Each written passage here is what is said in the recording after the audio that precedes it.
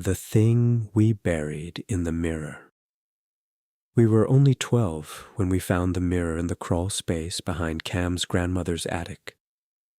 It was wedged between boxes of yellowed books and moth-eaten coats, covered in a white sheet stained like old tea.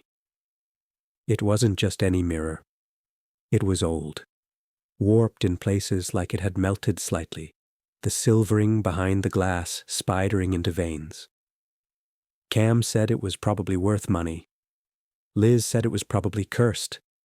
Naturally, we dared each other to play a game with it. The game was called Burial. We made it up on the spot. The rules were simple. You sat in front of the mirror alone, lit one candle, and whispered a secret you'd never told anyone. In return, the mirror would take something from you: fear, guilt, pain. Bury it, we said, like the mirror was a coffin and our words were dead things we didn't want anymore. It was just a game, until it wasn't. I went first. I whispered what my dad did when he drank. I watched the glass ripple, like a puddle shivering in the wind, and for a moment my reflection didn't move with me. It just smiled. We thought it was part of the fun.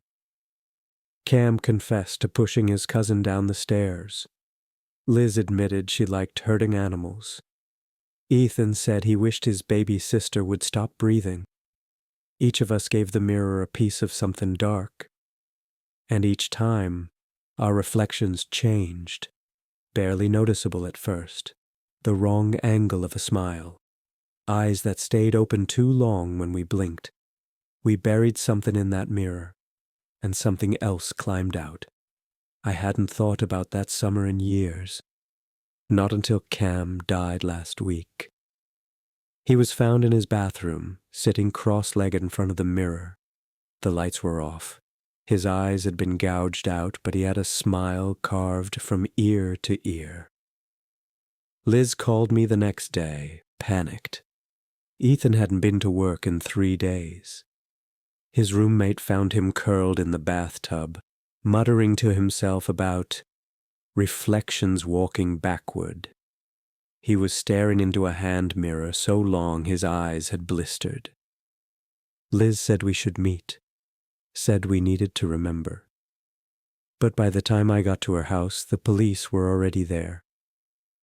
She'd shattered every mirror in her home, and then somehow slit her throat with the shards.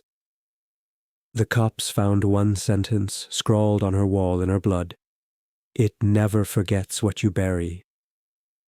That leaves me. I haven't looked in a mirror in 6 days, not even a reflection in glass or water. I cover every surface. I walk in shadows. I sleep with the lights on, but I hear it, breathing, behind the glass, the sound of my voice, whispering secrets I never said aloud. Sometimes I catch a glimpse in the corner of my eye, a figure just slightly too tall, standing where I should be. It's waiting, and soon it'll want to come all the way through. Some stories you don't tell, not because they aren't true, but because the moment you speak them aloud, they start looking for you.